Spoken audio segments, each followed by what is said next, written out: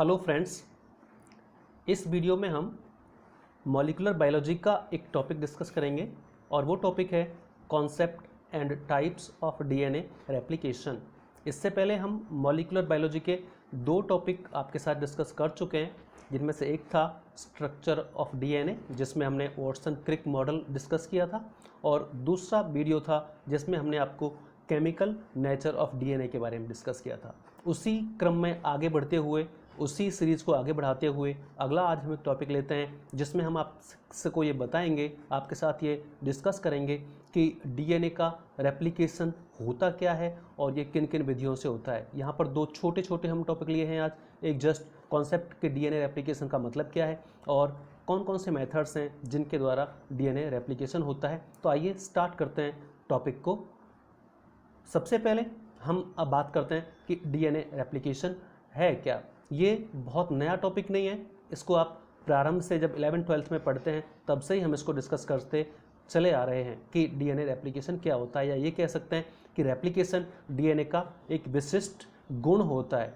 इसके साथ साथ डीएनए ना केवल अपनी आइडेंटिकल कॉपीज़ बनाता है बल्कि ये वास्तव में आनुवंशिक गुणों के नियंत्रण का आधार भी है। तो 3 पॉइंट्स आपको पहली स्लाइड पर जो नज़र आ रहे हैं उनको आप देखेंगे। जेनेटिक मटेरियल के रूप में डीएनए का प्रमुख गुण यह है कि यह अपने जैसी एग्जैक्ट कॉपीज बना सकता है। डीएनए की विशेषता होती है कि ये सिमिलर अपने जैसी एग्जैक्ट कॉपीज बना सकता है, जिसके आधार पर यह आनुवंशिक लक्षणों के संचरण पर नियंत्रण भी करता है। और डीएनए के इसी गुण को, जिसमें वह अपने जैसी आइडेंटिकल या एग्जैक्ट कॉपीज बना सकता है, उसी को डीएनए रेप्लिकेशन कहते हैं। डीएनए रेप्लिकेशन के द्वारा दो आइडेंटिकल डॉटर मॉलिक्यूल्स को जन्म देता है। अर्थात डीएनए का जब रेप्लिकेशन होता है तो इससे दो आइडेंटिकल डॉटर डीएनए मॉलिक्यूल्स बनते हैं। कोशिका चक्र के दौरान डीएनए की मात्रा यह प्रदर्शित करती है कि डीएनए रेप्लिकेशन इंटरफेज की एस फेज में होता है। आपको पता है कि कोशिका चक्र के दौरान कई प्रावस्थाएं होती हैं, जिनमें से एक प्रावस्था जिसमें सेल बेसिकली खुद को डिवीजन के लिए तैयार करती है वो है इंटरफेज। इंटरफेज भी कई पार्ट्स में बटी होती है और उसमें एक भाग है एस फेज या सिंथेसिस फेज, और यही वो प्रावस्था है जिसमें डीएनए का सिंथेसिस होता है, अर्थात डीएनए का रेप्लिकेशन होता है। तो ये भी हमें ध्यान रखना है कि डीएनए का रेप्लिकेशन सेल साइकिल के दौरान किस प्रावस्था में होता है। तो इस प्रकार से यहाँ पर एक सिंपल डेफिनेशन आपने ये देखी कि डीएनए के द्वारा अपने जैसी आइडेंटिकल कॉपीज तैयार करने की जो प्रोसेस है वही क्या कहलाती है, डीएनए का रेप्लिकेशन कहलाती है। वास्तव में ये जो रेप्लिकेशन है, इस विधि में जो पेरेंटल सेल है उसका प्रत्येक क्रोमोसोम चिरकर दो क्रोमेटिड्स में अलग अलग हो जाता है।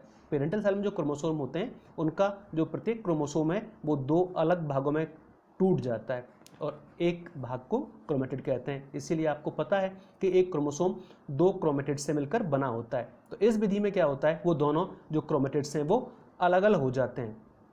इनमें से जो प्रत्येक क्रोमेटिड है वो अपना जोड़ा पूरा करता है और वापस से एक नए क्रोमोसोम में बदल जाता है। तो इस प्रकार से जो क्रोमेटिड अलग हुए थे अब वो अपना दूसरा जोड़ा साथ में अटैच करते हैं और वापस से नए क्रोमोसोम्स का निर्माण करते हैं। इस प्रकार से जो क्रोमोसोम्स का डुप्लीकेशन होता है यही वास्तव में डीएनए का डुप्लीकेशन होता है। क्रोमोसोम का डुप्लीकेशन जो होता है वो वास्तव में किसका डुप्लीकेशन है, डीएनए का ही डुप्लीकेशन है। इस प्रकार से समान कोशिकाओं में डीएनए की रासायनिक प्रकृति और कुल मात्रा जो है वो पीढ़ी दर पीढ़ी स्थिर बनी रहती है।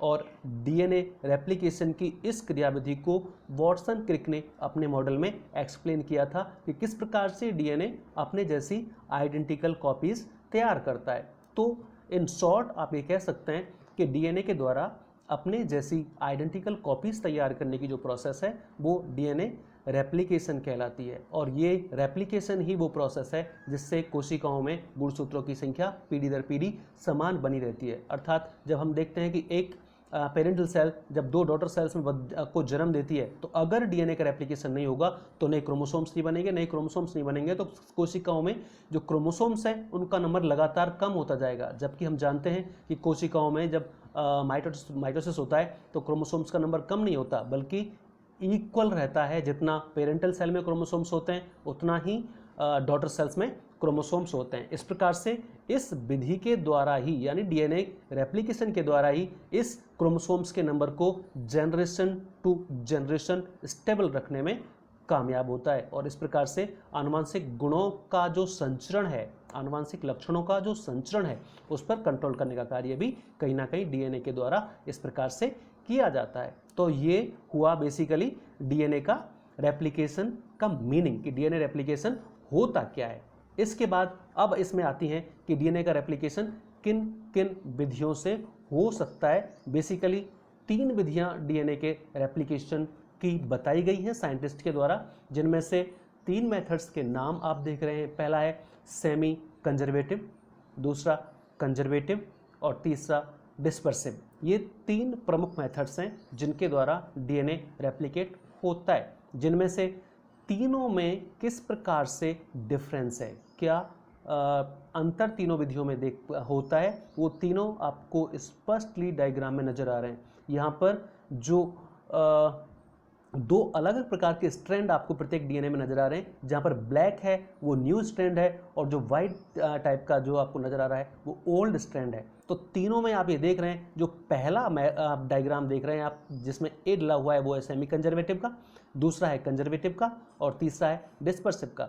अगर आप पहले डायग्राम को देखेंगे जिसमें सेमी कंजर्वेटिव मेथड से डीएनए का रेप्लिकेशन हो रहा है, तो इसमें आप देखेंगे कि जो पेरेंटल डीएनए है और इसके बाद जो डॉटर डीएनए मॉलिक्यूल्स फॉर्म हो रहे हैं, उनमें से एक जो डॉटर मॉलिक्यूल्स हैं डीएनए के, उनमें एक स्ट्रैंड तो पेरेंटल डीएनए जैसा है और दूसरा स्ट्रैंड नया है। अर्थात एक स्ट्रैंड तो नया सिंथेसाइज होता है और एक स्ट्रैंड एग्जैक्टली वैसा ही होता है या एग्जैक्टली वही होता है जैसा पेरेंटल डीएनए का होता है। तो इस प्रकार से यहाँ पर ये हाइब्रिड टाइप का डीएनए बन रहा है। जबकि दूसरा जो आप कंजर्वेटिव में देख रहे हैं, बी डायग्राम में इधर आप देख रहे हैं, यहाँ पर जो पेरेंटल डीएनए है उससे बनने वाले जो डॉटर मॉलिक्यूल्स हैं, उनमें जो बनने वाले स्ट्रैंड हैं वो बिल्कुल नए होते हैं, उनमें पेरेंटल डीएनए का कोई स्ट्रैंड नहीं होता। इस प्रकार से ये अलग प्रकार का प्रोसेस हुआ। और तीसरे प्रकार का ये है कि यहाँ पर आप एक ही स्ट्रैंड में दोनों ही मॉलिक्यूल्स के जो टुकड़े हैं वो देखेंगे।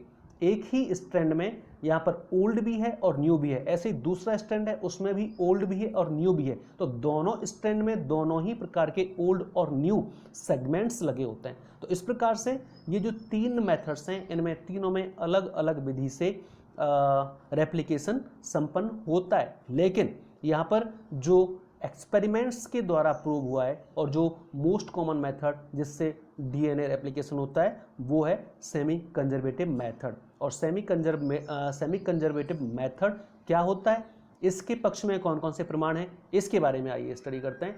तो बात करते हैं सेमी कंजर्वेटिव मेथड की। यहाँ पर इस मेथड के बारे में सिंपली 4 पॉइंट्स आपके सामने लिखे हुए हैं। पहला पॉइंट आप देख रहे हैं, the semi conservative mode of DNA replication was suggested by Watson and Crick along with the double helix model of DNA। ये जो सेमी कंजर्वेटिव मेथड है ये वॉटसन और क्रिक ने ही सजेस्ट किया था 1953 में, जब उन्होंने डीएनए का डबल हेलिक्स मॉडल स्ट्रक्चर वाला दिया था, जो हम स्टडी कर चुके हैं प्रीवियस वीडियो में। इस प्रकार से इस मेथड को सजेस्ट करने वाले थे वॉटसन और Crick. Here the replication of DNA involves the progressive separation of the 2 strands of DNA molecules by breaking up of hydrogen bonds between base pairs।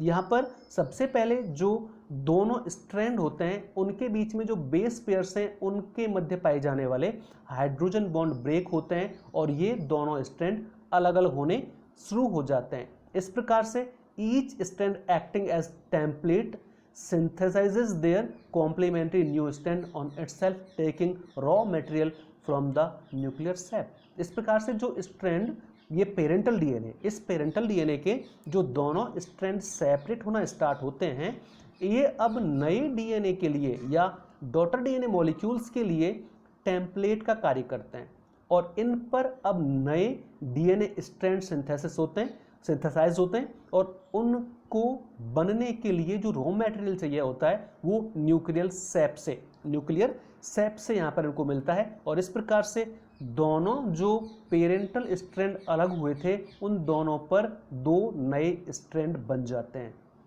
Thus, two daughter DNA helices are formed. Each daughter DNA helix has one old or parental and one new strand. जैसा कि अभी आपको पहले मैंने diagram में बताया था कि जो दोनों डॉटर मॉलिक्यूल्स बनते हैं डीएनए के, उनमें एक स्ट्रैंड ओल्ड होता है जो पेरेंटल डीएनए वाला होता है, पेरेंटल डीएनए के जैसा होता है या पेरेंटल डीएनए का ही होता है, और दूसरा स्ट्रैंड नया सिंथेसिस होता है।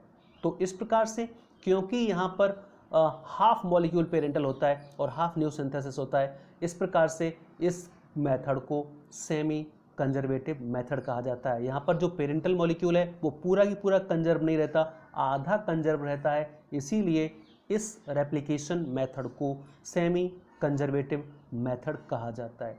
इस मेथड के पक्ष में कई साइंटिस्ट ने अपने प्रयोग किए और इसको सक्सेसफुली ये प्रूव किया कि वास्तव में डीएनए का रेप्लिकेशन इसी मेथड से होता है। इनमें से एक बहुत कॉमन एक्सपेरिमेंट है जो अभी आपने पहले पढ़ भी चुके हैं और यहाँ मैं उसको शॉर्ट में आपको एक बार बताऊंगा, और वो है एक्सपेरिमेंट स्टॉहल और मैसेल्सन का। इस एक्सपेरिमेंट के द्वारा उन्होंने ये प्रूव किया था कि डीएनए का रेप्लिकेशन सेमी कंजर्वेटिव मेथड से ही होता है। तो ये एक्सपेरिमेंट क्या था, इसको डायग्रामेटिकली आप यहाँ पर देख सकते हैं कि इस एक्सपेरिमेंट में किस प्रकार से मैसेल्सन और स्टॉहल ने ये बताया कि डीएनए का रेप्लिकेशन सेमी कंजर्वेटिव मेथड से होता है। इस एक्सपेरिमेंट में मैसेल्सन और स्टॉहल ने बेसिकली ई कोलाई बैक्टीरिया पर एक्सपेरिमेंट किए। ई कोलाई बैक्टीरिया जिसको आप आसानी से कल्चर मीडियम में ग्रो करवा सकते हैं, उसका कल्चर कर सकते हैं, इसको ही इन्होंने लिया और इस पर एक्सपेरिमेंट किया।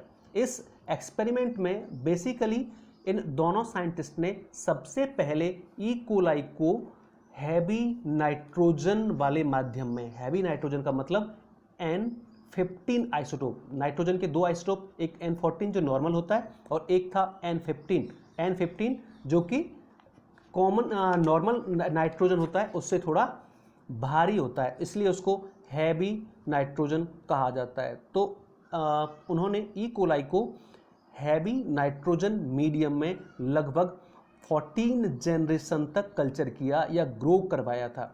इससे जैसे ही ई कोलाई को हैवी नाइट्रोजन युक्त कल्चर मीडिया, ये culture media basically ammonium chloride का था जिसमें जो नाइट्रोजन था वो N15 मार्क था। तो जब इस माध्यम में ई कोलाई को उन्होंने ग्रो करवाया तो ई कोलाई के डीएनए में जो नाइट्रोजनस बेस थे उनमें सब में हैवी नाइट्रोजन मार्क हो गया। इस प्रकार से अब इसमें जो डीएनए था वो उसमें N15 नाइट्रोजन था। तो इस ई कोलाई को उन्होंने अमोनियम क्लोराइड के N15 माध्यम में ग्रो करवाया या कल्चर करवाया। इसके बाद जब इसकी संतति बनने लगी तो तुरंत ही उनको वहाँ से स्थानांतरित कर दिया गया एक ऐसे माध्यम में जिसमें नॉर्मल नाइट्रोजन आइसोटोप था, अर्थात N14 उसमें उपस्थित था। इस आइसोटोप का घनत्व जो होता है यानी डेंसिटी जो होती है वो 15N से कम होती है, इसीलिए इसको लाइट आइसोटोप कहा जाता है और N15 को हैवी आइसोटोप कहा जाता है। तो अब जो संतति वहाँ पर बनने लगी उनको तुरंत ही एक ऐसे माध्यम में स्थानांतरित कर दिया गया जिसमें N14 आइसोटोप था, ना कि N15। इसके बाद अब यहाँ से डीएनए को आइसोलेट किया गया। जो डॉटर मॉलिक्यूल्स बने डीएनए के उन बैक्टीरिया के, ई कोलाई के, उनमें से डीएनए को आइसोलेट किया गया और डीएनए को आइसोलेट करने के लिए सीजियम क्लोराइड डेंसिटी ग्रेडियंट पर अल्ट्रा सेंट्रीफ्यूगेशन विधि द्वारा इसको आइसोलेट किया गया। जब आइसोलेट करके इस डीएनए की डेंसिटी यानी घनत्व जब ज्ञात किया गया तो ये पाया गया कि प्रथम विभाजन चक्र के बाद जो हाइब्रिड डीएनए था उसको व्यक्त करने वाली केवल एक बैंड प्राप्त हुई। ये अल्ट्रा सेंट्रीफ्यूगेशन जो मेथड था, इससे जो डीएनए का हमने आइसोलेट किया वो यहाँ पर जो उसकी कॉपीज जो इमेज नज़र आती है वो बैंड्स के रूप में नज़र आती है। तो यहाँ पर ये पाया गया कि जो फर्स्ट डिवीजन साइकिल है उसके बाद हाइब्रिड डीएनए अणु को व्यक्त करने वाली केवल एक ही बैंड प्राप्त हुई और इस बैंड में एक स्ट्रैंड N14 नाइट्रोजन वाला था और दूसरा N15 नाइट्रोजन वाला था। इसी प्रकार से दूसरे डिवीजन साइकिल के बाद डीएनए को व्यक्त करने के लिए दो डेंसिटी बैंड दिखाई दी। यहाँ पर फिर इसमें दो डेंसिटी बैंड यहाँ पर दिखाई दी। पहली दो में डीएनए के डबल हेलिक्स में 14N नाइट्रोजन, जबकि दूसरे दो में जो संकर डीएनए था उसके दोनों प्रकार के नाइट्रोजन यहाँ पर नजर आए। साथ ही इस प्रकार से जब इसको और आगे जनरेशन्स में इसकी स्टडी की गई तो ये पाया गया कि लगातार दोनों ही प्रकार के नाइट्रोजन दोनों स्ट्रैंड में उपस्थित थे, एक हैवी और दूसरा लाइट अर्थात N14 और N15। इन दोनों का प्रेजेंट होना ये प्रूव करता है कि कहीं ना कहीं डीएनए का जो यहाँ पर रेप्लिकेशन हुआ है वो सेमी कंजर्वेटिव मेथड से ही हुआ है। इस प्रकार से इस प्रयोग द्वारा उन्होंने यह सिद्ध किया कि डीएनए की जो प्रतिकृति है वो अर्ध संरक्षी विधि से होती है, अर्थात डीएनए का रेप्लिकेशन सेमी कंजर्वेटिव मेथड से ही होता है। ये जो अल्ट्रा सेंट्रीफ्यूगेशन जो मेथड था उससे जो बैंड्स प्राप्त होती हैं वो यहाँ पर आप देख रहे हैं तीन अलग अलग जगह पर बैंड प्राप्त होती हैं। आमतौर पर जो भारी आइसोटोप वाली बैंड है N15 वाली है वो नीचे की सबसे बेस की तरफ प्राप्त होती है और जो हाइब्रिड वाली है वो मिड में प्राप्त होती है, जो परखलियों में आप बैंड्स देख रहे हैं डार्क ब्लैक वो, और तीसरे वाला जो हल्का बैंड बनता है वो सबसे ऊपर बनता है। तो इस प्रकार से जब इन बैंड की स्टडी की गई तो इसमें पाया गया कि जनरेशन टू जनरेशन किसी ना किसी में ये आपको हाइब्रिड रूप में मौजूद रहती हैं और इन दोनों बैंड्स में या इन बैंड्स में N14 और N15 की प्रेजेंस ये प्रूव करती है कि यहाँ पर जो डीएनए का रेप्लिकेशन हुआ है वो सेमी कंजर्वेटिव मेथड से हुआ है। इसके अलावा और भी साइंटिस्ट ने इस बात को प्रूव किया है कि डीएनए का जो रेप्लिकेशन है वो बेसिकली सेमी कंजर्वेटिव मेथड से ही होता है। इसके अलावा दो और भी मेथड्स हैं जिनके द्वारा लोगों ने या अलग अलग साइंटिस्ट ने अपनी बात को ये करने का प्रूव करने का प्रयास किया कि डीएनए का रेप्लिकेशन दो अन्य विधियों से भी होता है, जिसमें एक है कंजर्वेटिव मेथड और दूसरा है डिस्पर्सिव मेथड। कंजर्वेटिव मेथड जैसा कि मैंने आपको बताया था, यहाँ पर जो डॉटर मॉलिक्यूल्स बनते हैं उनमें पेरेंटल डीएनए का बिल्कुल कोई स्ट्रैंड नहीं होता, अर्थात जो डॉटर डीएनए के स्ट्रैंड बनते हैं वो एकदम नए बनते हैं, दोनों की दोनों स्ट्रैंड नए होते हैं। इस प्रकार से यहाँ पर जो पेरेंटल डीएनए है वो पूरा की पूरा कंजर्व रहता है, इसीलिए इस मेथड को कंजर्वेटिव मेथड कहा जाता है। तो यहाँ पर जो डॉटर मॉलिक्यूल्स डीएनए का बनता है इस रेप्लिकेशन प्रोसेस के द्वारा, उसमें दोनों के दोनों ही स्ट्रैंड न्यूली फॉर्म्ड होते हैं। और जो तीसरा मेथड है वो है डिस्पर्सिव मेथड। इसके दो पॉइंट्स बिल्कुल सिंपल आप देख रहे हैं, मीनिंग मैंने आपको स्टार्टिंग में जब डायग्राम बता रहा था तो बताया ही था। यहाँ पर दो पॉइंट आप देखिए, in dispersive replication the old और parental DNA molecule breaks up into several pieces, each piece then replicates. सबसे पहले जो पेरेंटल मॉलिक्यूल होता है वो कई टुकड़ों में ब्रेकअप में टूट जाता है और इस प्रकार से ये जो टुकड़े बनते हैं वो प्रत्येक टुकड़ा रेप्लिकेट होता है। The old and new segments recombine randomly to yield daughter DNA molecules having both old and new segment along their entire length. इस प्रकार से जो डॉटर मॉलिक्यूल्स बनते हैं उनमें प्रत्येक स्ट्रैंड में ओल्ड और न्यू दोनों प्रकार के सेगमेंट पूरी लंबाई में व्यवस्थित पाए जाते हैं। तो यहाँ पर एकदम अलग प्रकार से डीएनए का संश्लेषण होता है, नए डीएनए का संश्लेषण अलग प्रकार से होता है। यहाँ पर दोनों ही स्ट्रैंड में ओल्ड और न्यू दोनों के सेगमेंट्स अल्टरनेटली पाए जाते हैं, रैंडमली कह सकते हैं आप, रैंडमली पाए जाते हैं। तो यहाँ पर एकदम अलग प्रकार से पहले डीएनए ब्रेक होता है, टूटता है, फिर उनका रेप्लिकेशन होता है, बाद में वापस वो रिकम्बाइन हो जाते हैं और इस प्रकार से नए डॉटर डीएनए का निर्माण करते हैं, जिनके दोनों स्टैंड में ओल्ड और न्यू दोनों सेगमेंट्स क्रम से पाए जाते हैं। तो इस प्रकार से डीएनए का रेप्लिकेशन बेसिकली 3 मेथड से होता है, सेमी कंजर्वेटिव, कंजर्वेटिव और डिस्पर्सिव। ये एक महत्वपूर्ण टॉपिक है आपका मॉलिक्यूलर बायोलॉजी में कि डीएनए रेप्लिकेशन होता क्या है और किन किन विधियों से होता है। तो ये 3 विधियां और विशेषकर यहाँ पर जो एक्सपेरिमेंट हमने आपको बताया था, ये एक्सपेरिमेंट भी आपको करना है, ये भी एग्जाम्स में पूछा जाता है। तो ये आप एक प्रमुख टॉपिक इस वीडियो में हमने आपसे डिस्कस किया, वो है कॉन्सेप्ट एंड टाइप्स या मेथड्स ऑफ डीएनए रेप्लिकेशन। आप इसको देखें और इसको एक बार समझने का प्रयास करें। इसके बाद अगले वीडियो में हम स्टडी करेंगे मैकेनिज्म ऑफ डीएनए रेप्लिकेशन कि डीएनए रेप्लिकेशन होता किस प्रकार से, किन स्टेप्स में ये प्रोसेस पूरी होती है। तो इसका जस्ट आगे का जो पॉइंट है वो हम अगले वीडियो में डिस्कस करेंगे। Thank you.